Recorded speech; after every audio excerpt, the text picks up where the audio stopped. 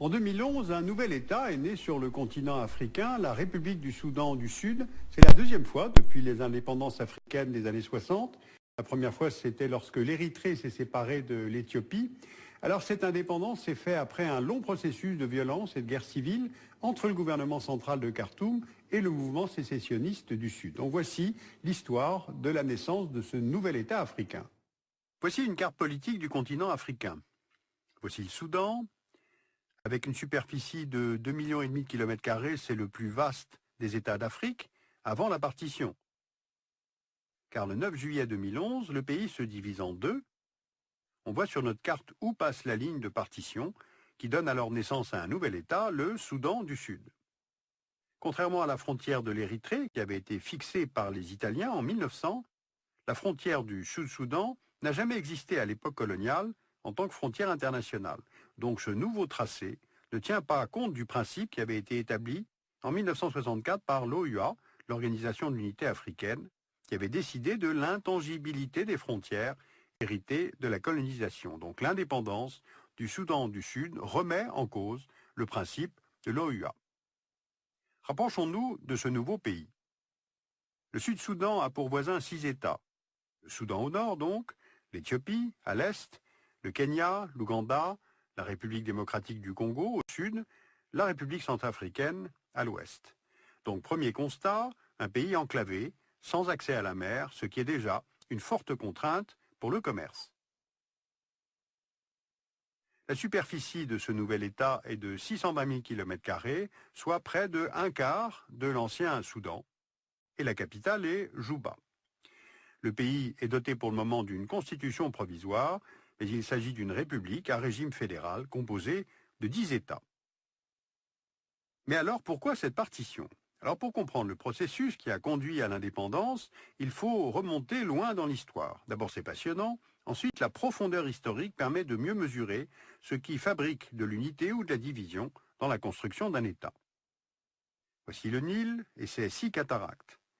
Sous l'Antiquité, les régions comprises entre la première et la 6e cataracte étaient connues sous le nom de Nubie, et de nombreux royaumes se sont établis sur ce territoire. On peut repérer les plus importants. Au IVe siècle après Jésus-Christ, en amont de la première cataracte, d'abord le royaume de Méroé s'étend de Philae au nord, à Sénar sur le Nil bleu au sud, et jusqu'à Al-Adbara à l'est. Ce royaume de Méroé est à l'origine de la culture dite méroïtique, doté de sa propre langue et même de sa propre écriture. Au VIe siècle après Jésus-Christ, les 3 royaumes qui succèdent à Méroé, Nobati, Makuri, Alodi, sont christianisés. Mais en 640, la conquête de l'Égypte par les Arabes sépare ces royaumes nubiens de l'empire byzantin d'Héraclius, c'est-à-dire du reste du monde chrétien. Et de plus, étant au voisinage du califat omeyyade, ils sont ensuite arabisés et islamisés. Au XIVe siècle, le royaume de Makuri est envahi par les Mamelouks égyptiens. De 1250 à 1517, cette dynastie d'esclaves musulmans affranchis règne sur l'Égypte jusqu'à sa défaite devant les Turcs ottomans. Et quant au royaume chrétien d'Alodi, au sud, il laisse la place au XVIe siècle au royaume musulman des Founj. Il s'étend de la 3e cataracte jusqu'à la frontière éthiopienne et sa capitale se situe à Sénar. Alors pourquoi vous donner toutes ces précisions historiques? Eh bien parce que cette limite sud du royaume musulman des Founj marque la limite méridionale de l'islamisation dans les territoires qui forment le Soudan.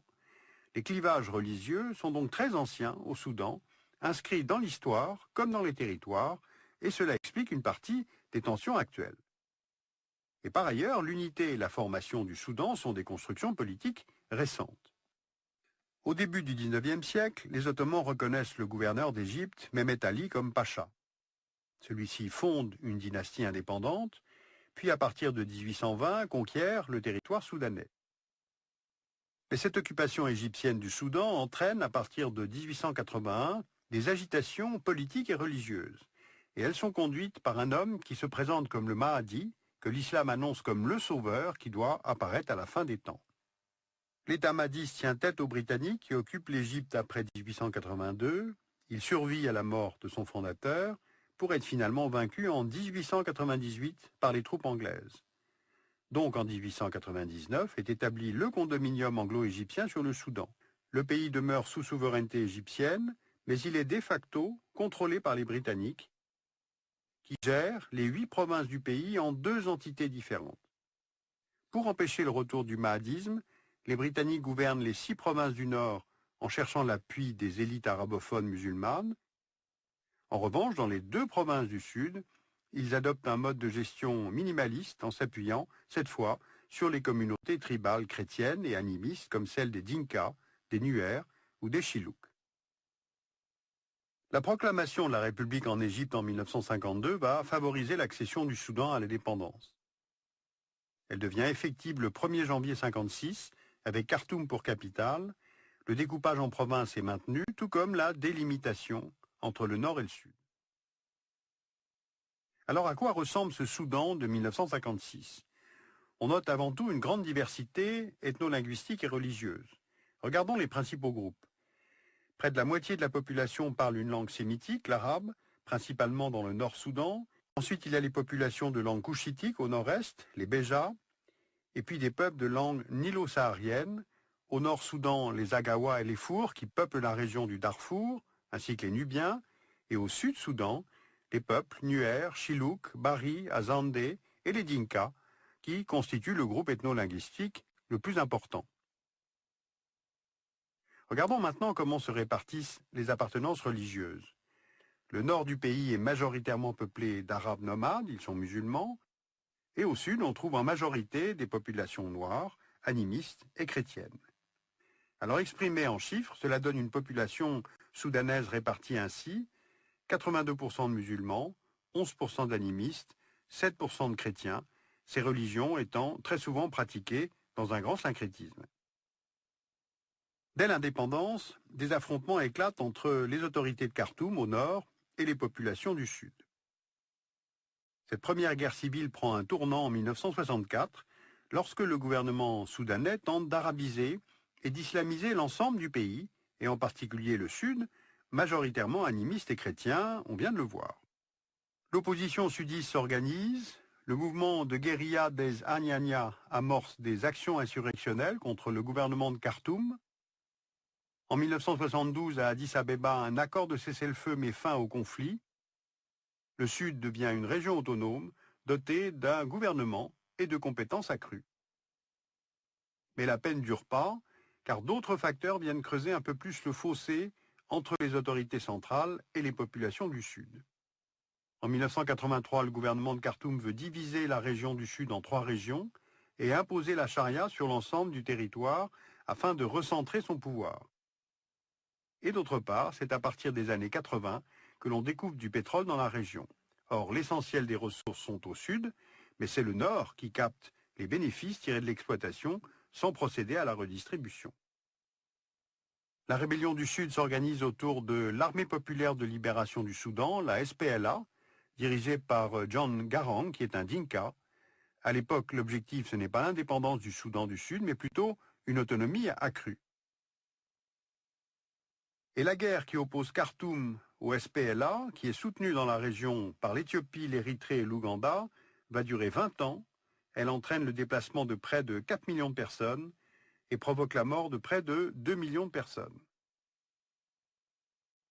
Au début des années 2000, la crise du Darfour est largement relayée par les médias et elle porte le Soudan sur le devant de la scène internationale. Donc la donne change avec la pression internationale et notamment américaine.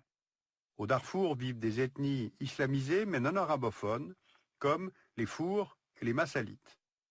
Des miliciens arabes, les Janjaouides, soutenus par Khartoum, attaquent les villages du Darfour pour chasser les populations et prendre leurs terres.